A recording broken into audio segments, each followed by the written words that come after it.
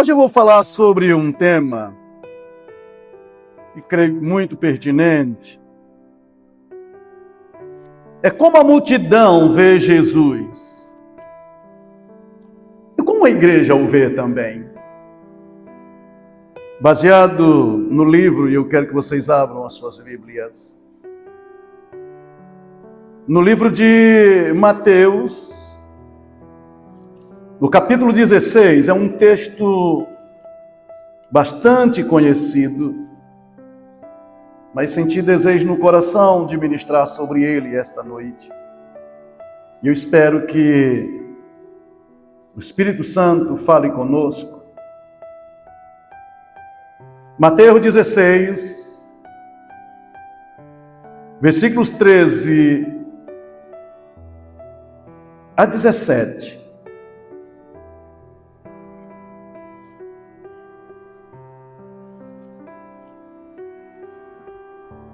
Indo Jesus para os lados de Cesareia de Filipe, perguntou aos seus discípulos: que diz o povo ser o Filho do Homem? E eles responderam: uns dizem João Batista, outros Elias, e outros Jeremias ou algum dos profetas. Mas vós, continuou ele, quem dizes que eu sou? Respondendo Simão Pedro disse: tu és o Cristo, o Filho do Deus vivo. Então, Jesus lhes afirmou: bem-aventurado és tu, Simão Bar-Jonas, porque não foi carne e sangue que te revelaram, mas o meu Pai que está nos céus. Amém? Então, a partir daqui, eu quero pensar com meus irmãos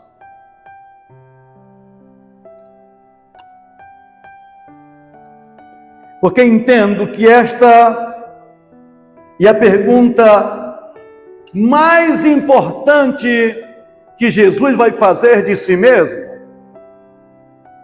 Bem, Jesus ensinava e fazia muitas perguntas, há mais de 100 perguntas feitas por Jesus.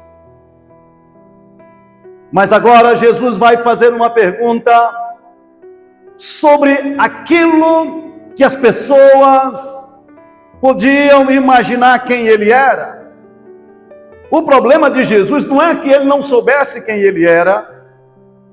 Vocês vão lembrar que Jesus muitas vezes disse, lembram? Eu sou o caminho, a verdade, a vida. Ele disse, eu sou a porta do aprisco das ovelhas. Ele disse, eu sou o pão vivo que desceu do céu. Amém? Jesus vai dizer, eu sou o bom pastor.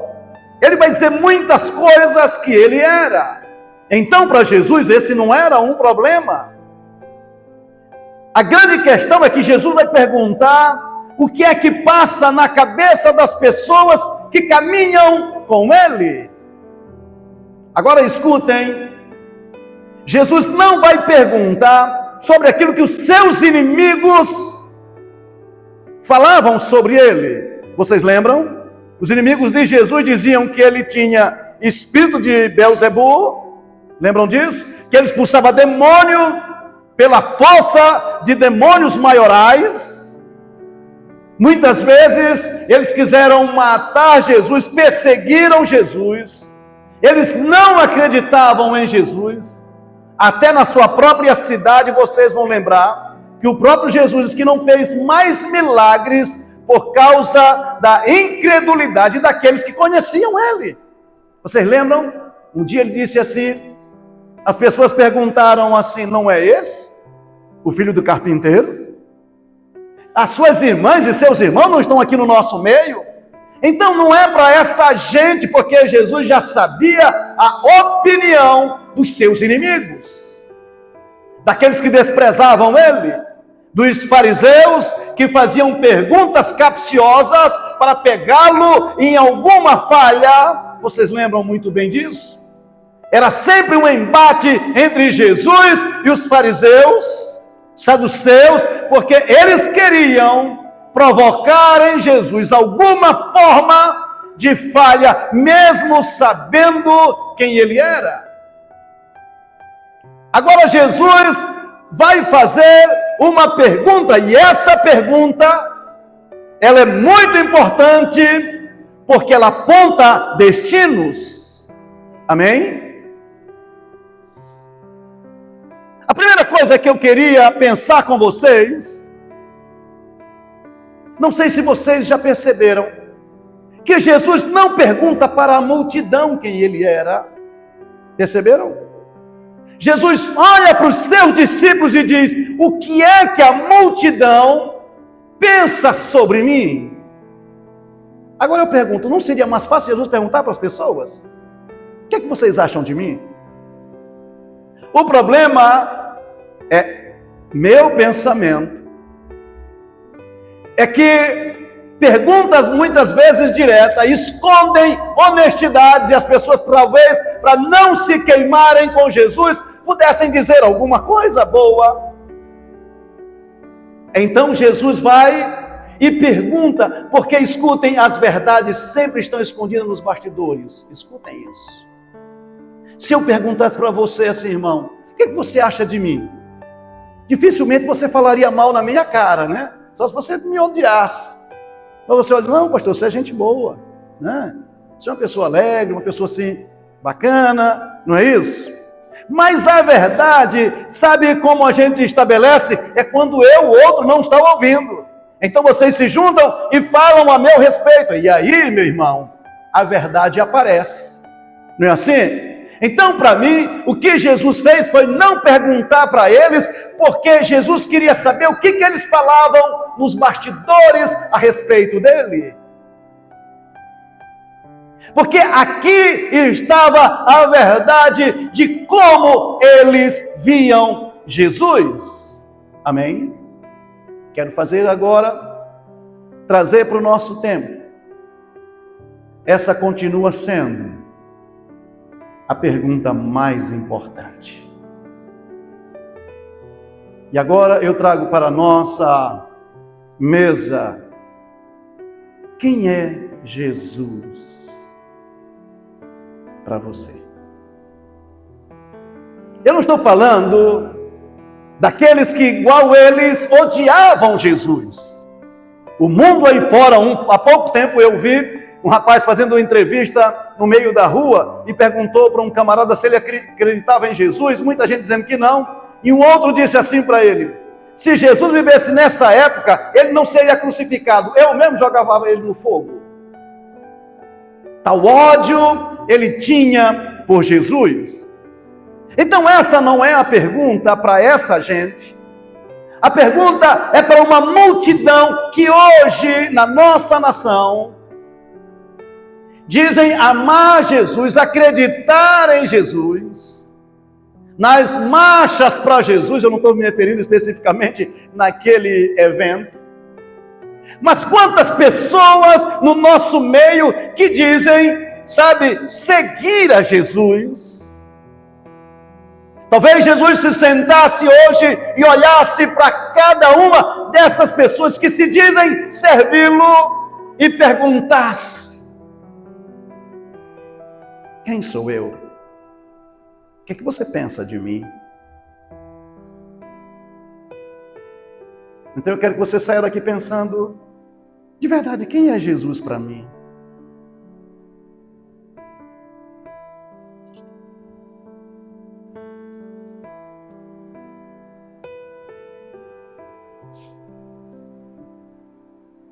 Bem, é interessante que quando Jesus faz essa pergunta, vocês vão lembrar que Jesus vai, eu chamava, João Filho, o seu último retiro espiritual, porque de lá ele vai voltar para Jerusalém, e ele não volta mais, porque ele vai ser crucificado. aquela gente viu Jesus curando os cegos, os aleijados, ouviram pelo menos falar que ele andou por cima das águas, que ele ressuscitou mortos, que ele fez coisas que nenhum ser humano poderia fazer. Eles caminhavam com Jesus, e às vezes eu fico pensando, Jorge, porque às vezes o que me parece é que as pessoas estão sempre procurando a religião da moda, do momento, sabe? O movimento que arrasta pessoas e elas vão para lá. Elas não têm nenhuma ligação, mas aquilo chama a atenção. Sabe quando o camarada, e aqui eu não estou julgando necessariamente a fé deles, mas imagina gente que caminha daqui de São Luís para São José de Ribamar a pé. Alguns vão porque são devotos mesmo e vai lá com toda a coragem. Eu não estou aqui para condená-los. Mas vocês sabem que uma grande parte também vai porque quer fazer uma caminhada, por causa da cachaça que alguns vão para tomar, sabe? Porque quer se encontrar com alguém. Não há uma motivação, sabe, da sua fé. Ele vai, como a Maria vai com as outras, ele vai no mesmo barco. Ele não sabe no que vai dar, ele não acredita naquilo, mas ele está junto. Da mesma forma, essa gente que estava com Jesus, e a Bíblia diz que eram multidões por onde Jesus passava, eram multidões, e eles estavam ali diariamente, ouvindo as palavras mais preciosas que algum ser humano poderia ouvir, eles ouviram.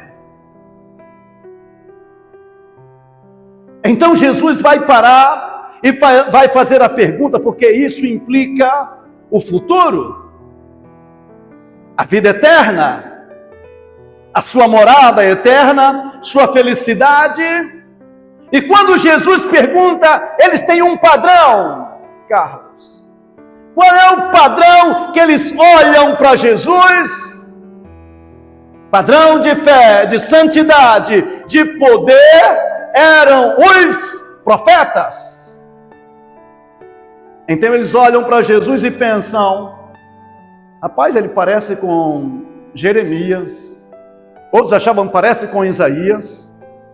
Para piorar, esse para mim é o que pensa pior sobre Jesus. Eles acham que Jesus era João Batista. Agora João Batista tinha morrido pouco tempo. Então o espírito de João Batista se apossa de Jesus e agora já não é mais Jesus, era um homem que morreu faz pouco tempo. E outro diz assim, não, ele é qualquer profeta, mas eles têm um padrão. Agora vamos trazer de volta para nossos dias. Esse era um padrão judaico daquela época. Mas quando eu vejo uma multidão de gente que não quer compromisso com Jesus, não quer ter aliança com Jesus, mas querem andar com Ele, porque querem as benécias daquilo que Ele pode oferecer. Quando eu era criança, as pessoas diziam assim, né? Venha a nós o teu reino. Como é que é? Até esqueci o versinho que ele diz aí. Um ditado. Venha a nós, mas o vosso reino, nada. Ou seja, a ideia é querer as benécias que Jesus pode oferecer, e Ele sempre oferece. Amém? As pessoas vão a Jesus porque eles querem uma cura, e Jesus cura, meus irmãos. Amém? Jesus liberta o endemoniado, Jesus transforma o pior e vil pecador em uma pessoa boa. O camarada estava nas drogas e Jesus então pode libertá-lo. E talvez as pessoas vão para Jesus por causa disso. Mas não passa disso. Aquela gente estava caminhando com Jesus e dizendo assim, rapaz, ele é o homem de Deus. Lembra, no dia que Jesus ressuscitou o filho da viúva de Naim? Lembram disso?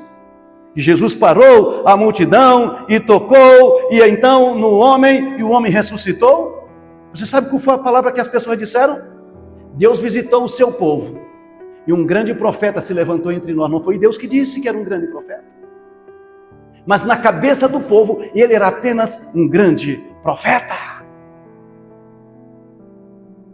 Quando a gente olha para a nossa época, a gente percebe que as pessoas colocam Jesus no mesmo nível, sabe, de Buda. No mesmo nível, sabe, dos homens por aí, dos grandes religiosos do mundo. Alguns até dizem que Jesus era comunista, porque não conhecem a Jesus e não tem nenhuma relação com ele. O que me assusta é que uma grande parte daqueles que caminham com Jesus jamais tiveram uma experiência profunda com ele. Há uma multidão de gente que não conhece ao Senhor. Eu lembro, no livro de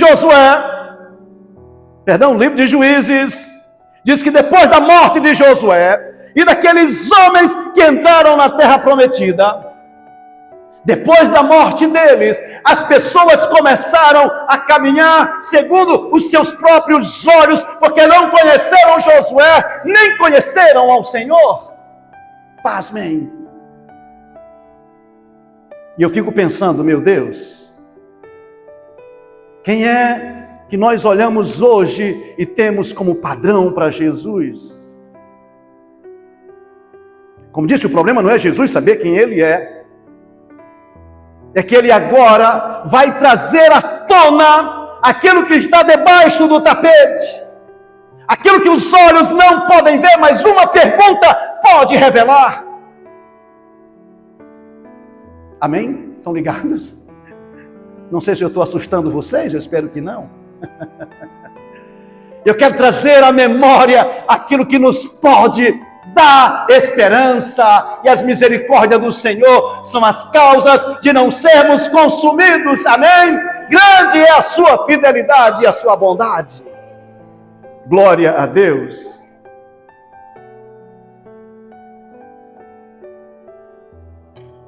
Deixa eu ver alguma das minhas anotações.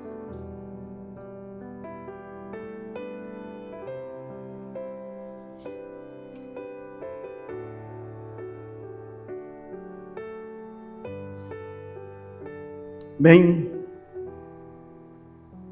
eu queria fazer a pergunta, e quando eu estava estudando e pensando, me veio ao coração. Então vou perguntar aquilo que eu já escrevi aqui. Jesus é uma soma na sua vida? Ou você perdeu a sua vida nele? Jesus é um aplicativo que quando você precisa, você vai lá e abre o aplicativo e resolve o seu problema? Jesus é mais um peso que você carrega no meio da semana e você tem até vergonha de dizer que você o segue? Só tem mais ou menos uma alegria quando vem na igreja e está no meio da turma e você diz, eu também sou dele? Quem é Jesus? Sabe, ele é uma soma daquilo que você já carrega, um peso enorme, e agora colocaram mais Jesus para você também carregar. Amém? Ou você perdeu a sua vida nele? Sabe o que ele diz? Quem perder a sua vida por amor de mim, o que vai acontecer, João Filho? Achá-la. Vai achar uma vida que não vem deste mundo, mas vem da eternidade. Amém? Para nós, igreja de Jesus, ele nunca será mais uma coisa que a gente tem que fazer no final de semana. De cantarolar algumas cançõezinhas para ver se ele não se ira mais conosco. Ele não é uma figura histórica que um dia morreu numa cruz e a gente olha para lá e fica com pena dele, principalmente se nós assistimos um filme emocionante. Escuta, para aqueles que andam com Jesus, Ele continua vivo, amém? E dentro dos nossos corações, agindo poderosamente, transformando lugares terríveis em bênção, em mananciais, amém? É assim ou não é nada? Ou Jesus, como disse, perdemos a nossa vida, já não mais aquilo que Paulo disse, já não vivo eu, mas Cristo, e a vida que vivo hoje, vivo na fé daquele que me amou e a si mesmo se entregou por mim, aleluia. As pessoas precisam conhecer Jesus. Um dia a mulher samaritana olha para ele e disse: não, eu sei que o Cristo há de vir. Ele diz: sou eu que falo contigo.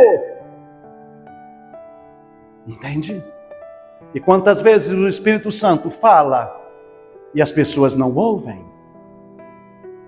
E o que me assusta, pastor Nonato, é que pessoas que às vezes foram tocadas, curadas. Havia um grupo de 10 homens que viviam longe de suas famílias, longe da sociedade, perdidos para sempre, porque tinham uma doença que não havia cura para eles.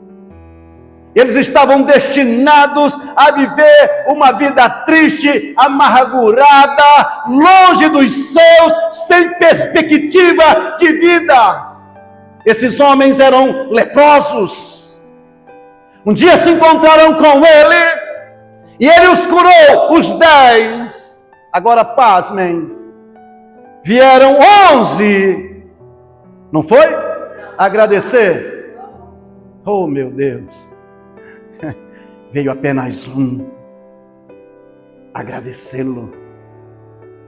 Gente que tem recebido bênção da parte do Senhor. Gente que Deus já curou na sua família. Gente que Deus tirou do pó e o colocou para sentar em lugar de príncipes. Muitas vezes são eles que viram as costas para Jesus. Essa mesma multidão, logo em seguida, Jesus vai entrar em Jerusalém. E os discípulos vêm cantando: Hosana, bendito aquele que vem em nome do Senhor, lembram? E os seus inimigos disseram: rapaz, para, não diga para eles cantarem. Ele disse: olha, se eles se calarem, as pedras clamarão. Agora, na mesma semana, irmã Deusa, Jesus é preso, Jesus foi julgado, e na hora de crucificá-lo, Pilatos leva e coloca como um sorteio ele e Barrabás. O Jesus que fazia o bem e Barrabás que fazia o mal, estar agora disputando, eles vão disputar para ver quem é que eles vão desejar livrar daquele momento. E a multidão, quando Pilatos perguntou: como vamos fazer com esse homem aqui, Barrabás? Eles diziam: solta-o, solta-o. Aí ele vai fazer a pergunta mais séria: e o que farei de Jesus, o chamado Cristo? E a resposta foi: crucifica-o. Vocês estão me entendendo? Que tem gente que anda com Jesus e sequer sabe de verdade quem ele é.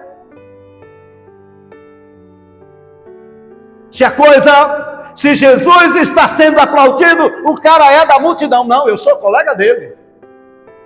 Eu sou da mesma cidade de Jesus, eu sou parente de Jesus. Os discípulos de Jesus são meus amigos, são lá de casa, rapaz. Entende? Mas se a coisa está complicada, eles sequer querem saber quem é ele. Então preste atenção.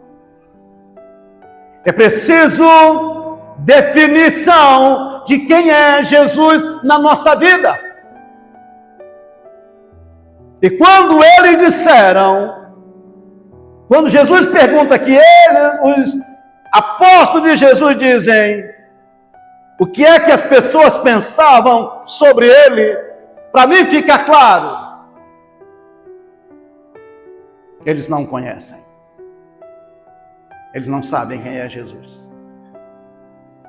Às vezes a gente conversa com as pessoas, elas não querem compromisso com Jesus, porque não o conhecem. Agora, Jesus vai fazer a pergunta, e aí ele traz os discípulos agora, e vocês? O que é que vocês pensam de mim? E aí volta a pergunta para mim e para você esta noite. Se Jesus sentasse e dissesse, vem aqui, eu estou aqui, você vai sentar na cadeira, eu vou lhe fazer uma pergunta, quem eu sou para você? O que é que você pensa a meu respeito?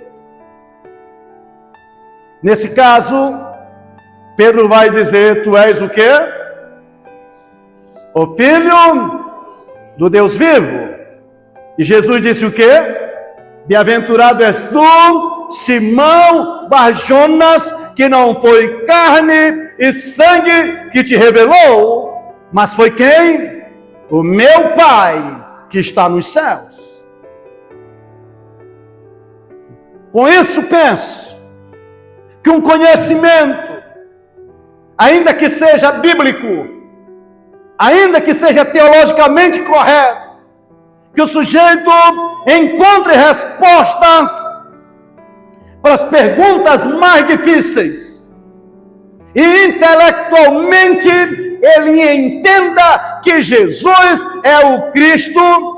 Se não houver uma revelação do próprio Deus com seu Espírito Santo, revelando esse Cristo no meu espírito, eu não posso nascer de novo. Vou lhe dizer novamente, a pessoa pode conhecer muita coisa a respeito de Jesus, conhecer todos os textos bíblicos, intelectualmente ele acreditar nessa palavra, mas se não houver uma revelação do Espírito Santo no teu espírito, você jamais verá Jesus como ele é. Você pode até ser um bom ficante, mas nunca alguém que tenha aliança com ele. Porque se você sabe quem é Jesus, e você entende que Jesus é aquele que os profetas falaram, daquele lá de Gênesis capítulo 3, versículo 15, e que ele diz que ele era o descendente da mulher, que feriria a cabeça de Satanás, e Satanás feriria o calcanhar. E durante todos os profetas, quando se lhe revelaram e falaram, estavam falando dele. Se a pessoa entender no seu espírito que Israel esperava um Redentor, e que este Redentor agora se materializou, aquilo que João diz, e o Verbo se fez carne e habitou entre nós, e vimos a sua glória, glória como o unigênito do Pai, cheio de graça e de verdade. Ei, um cristão pode até fazer como Pedro, uma hora negar por causa da pressão, mas ele nunca será um Judas. Amém? João Filho, eu vou dizer a maior loucura que vocês já ouviram numa pregação. Estão prontos? A Bíblia diz que a cidade santa, a Nova Jerusalém, que desce do céu, Apocalipse capítulo 21, como uma noiva ataviada para o seu esposo. E aí você ouve a voz e diz: eis o tabernáculo de Deus com os homens. Você lembra dessa história? E ele vai falar então da Nova Jerusalém.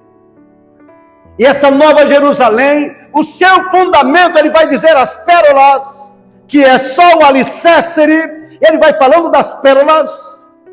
Ele fala também dos muros. E dos muros da pérola, agora escutem, há o nome das tribos de Israel em cada porta daquela pérola, ou cada pérola, perdão, que era uma porta. Só que lá no fundamento tinha o nome dos apóstolos de Jesus. Quantos apóstolos Jesus tinha? 12. Só que havia um falso apóstolo chamado Judas. Eu penso que o nome dele não estava lá. Vocês estão me entendendo? Amém? A cidade santa tem o nome dos apóstolos nos seus fundamentos. Mas havia um falso apóstolo no qual o nome dele não estava lá. Jesus chamou de filho do diabo. Então é possível que haja falsos apóstolos, falsos crentes, que não foram escritos seus nomes no livro da vida do Cordeiro. E tem direito de entrar na cidade santa pelas portas? Sim ou não? Então eu penso que Judas poderia ter colocado o seu nome lá, poderia estar lá, ou então se esteve, um dia foi apagado e colocado o nome do meu amigo Matias, que aliás tem um Matias que não veio hoje aqui. O nome dele está lá. Amém?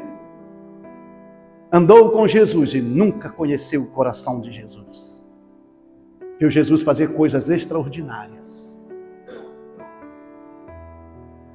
Judas é aquele tipo de namorado que passa anos, no caso de Judas passou 3 anos e meio com Jesus. Lembram disso? Na hora da ceia, na hora da aliança, ele até comeu do pão. Lembram disso?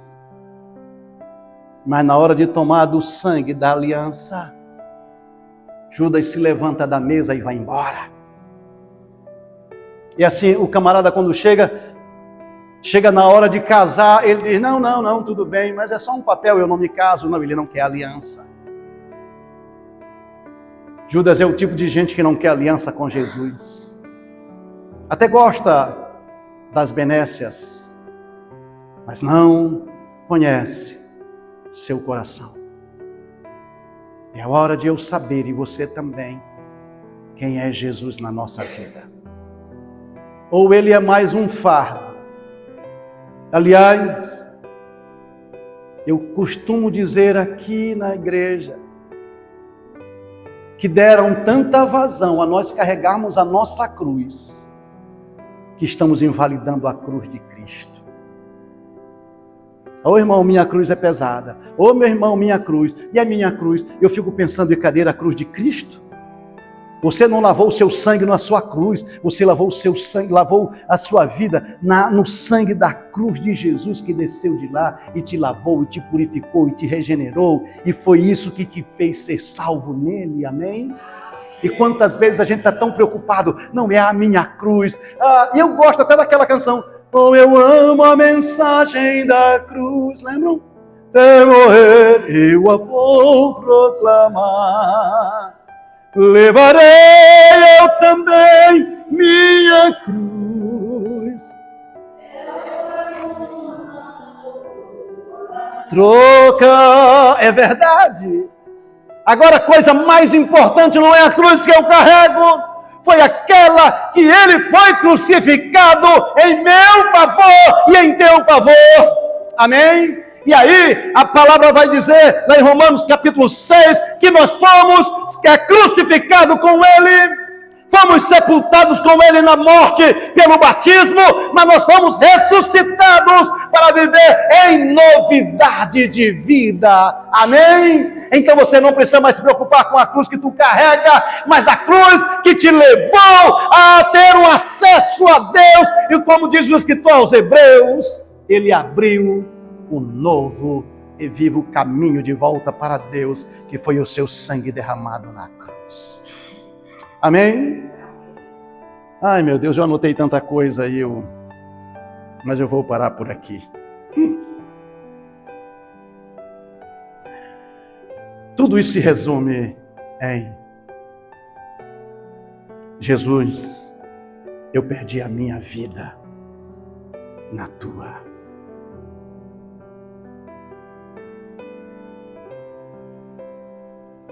E eu vou caminhar para o fim.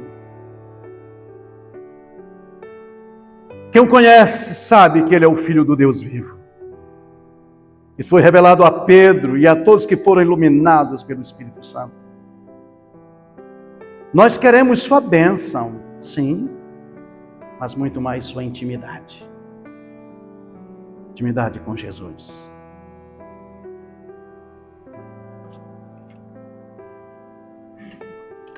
Logo em seguida, irmãos, esse episódio que Pedro disse: tu és o Cristo, o Filho do Deus vivo.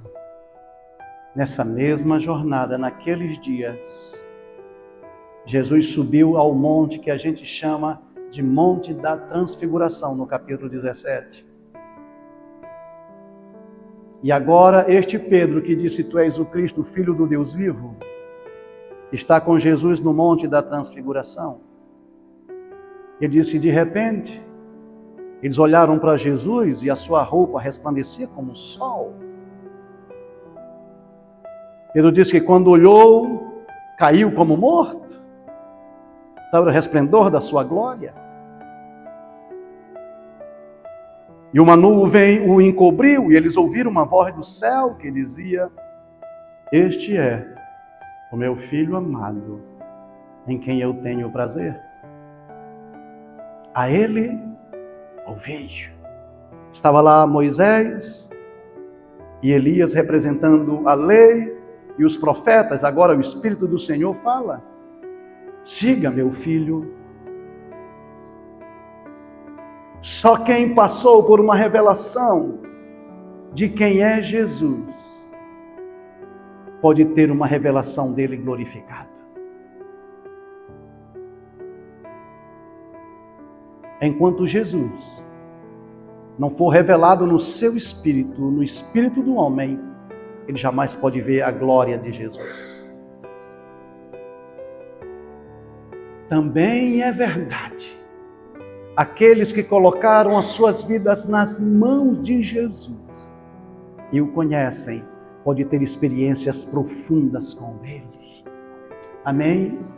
Ele pode revelar-se de uma forma tão poderosa que você vai dizer: bom estarmos aqui. Se quiser, vamos fazer uma tenda, uma para ti, outra para Moisés, outra para Elias. Nós não vamos ter tenda não, vamos ficar no relento. Mas tudo que nós queremos é estar na tua presença. Sabe o que isso implica, irmã Deusa? Pedro está dizendo: nada mais me importa. Eu o conheci, eu vi sua glória. Era tudo que a minha alma desejou. Era tudo que eu desejava.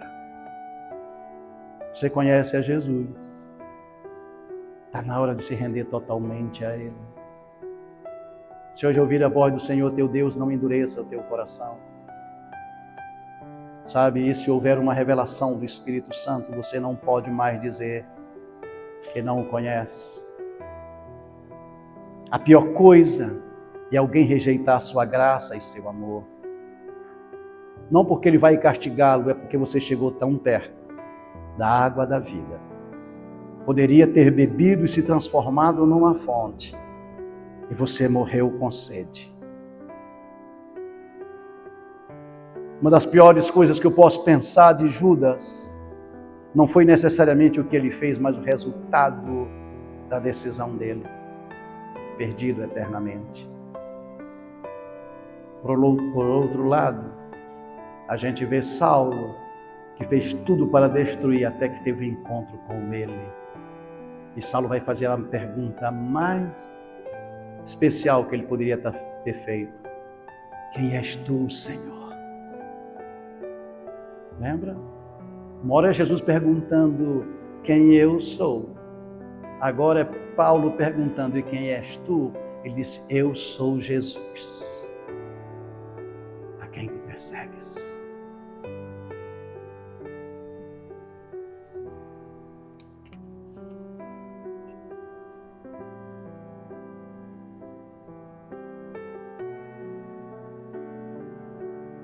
E aqui eu findo minha palavra esta noite. O que eu posso falar, e sempre prego sobre tantas coisas, tantos assuntos, sobre o Antigo Testamento, sobre como viver em pureza, santidade, caráter, todas essas coisas. Mas tudo isso sem Jesus é apenas um esforço humano religioso, que uma hora a gente cansa. Tudo que a gente falar e mostrar que os profetas fizeram e apontaram, se é a vida de Jesus, nós somos apenas religiosos que estamos no meio da multidão, seguindo a procissão, que não sabemos para onde vai.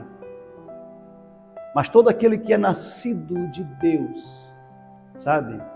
Ele não sabe de onde vem, nem para onde vai. Sabe, mas ele é levado pelo sopro do Espírito. Eu diria, está na hora de você e de mim, de nós, nos permitir ser guiado por aquele que nos ama. Findo dizendo que ele, depois de haver ressuscitado, iam 2 discípulos, um deles era chamado Clopas, ia de volta para sua pequena cidade, chama de aldeia, chamada Emaús, é uma cidadezinha tão pequena que quase não se fala nela na Bíblia. E ele aparece no meio deles, e eles: por que vocês estão? Eles começaram a falar: por que vocês estão tão assim, rapaz? Você não leu o jornal de ontem que saiu ontem em Jerusalém? O que foi? Pai, Jesus, o Cristo, o homem aprovado por Deus. E os homens pegaram, mataram e crucificaram. Hoje é o 3º dia. Eles sabiam que Jesus ia ressuscitar no 3º dia, mas no 3º dia não aconteceu nada. Disse: ó, nécios e tardios de coração, vocês não sabem. E é a palavra de Deus que ele começou desde Moisés, falando tudo, passando pelos profetas. E enquanto Jesus falava, ardia-lhes o coração.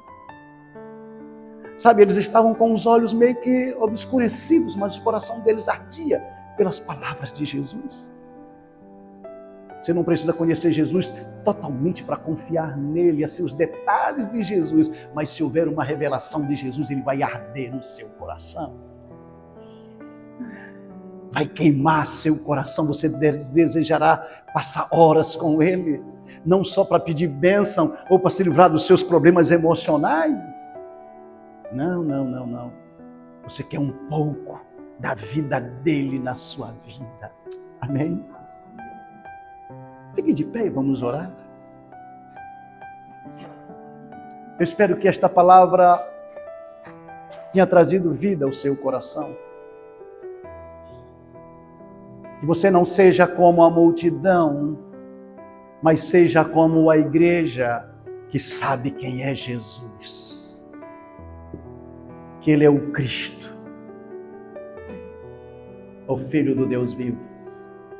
Pedro está dizendo: ei, tu és aquele que havia de vir. Eu conheço, e Jesus disse: porque tu conheces, bem-aventurado és tu, Simão Barjonas. E por fim, irmã Dilmara, ele diz assim: eu vou dar a chave do reino dos céus para vocês. Amém. Irmão Wilson, tem 3 chaves. Vocês já viram na Bíblia 3 chaves? 3 chaves. Lembram disso? 2 Jesus tem e botou aqui, ó. Agora a gente bota aqui. Ele botou na cintura dele. Ele disse, ele foi ao Hades e tomou as chaves da morte e do inferno. Está com quem? Com ele. Quantas ele tem? 2. Aí ele tinha uma outra, que era a chave do reino dos céus. Ele disse, eu já tranquei a morte e o inferno a respeito de vocês, agora eu vou dar uma chave na mão de vocês. É a chave do reino dos céus. Então ele tem 2 que tranca a rua, a rua de Satanás, e deu uma que abre os celeiros celestiais, e deu para nós, amém? Está na sua mão. Você pode mudar muita coisa, sendo um filho de Deus, amém?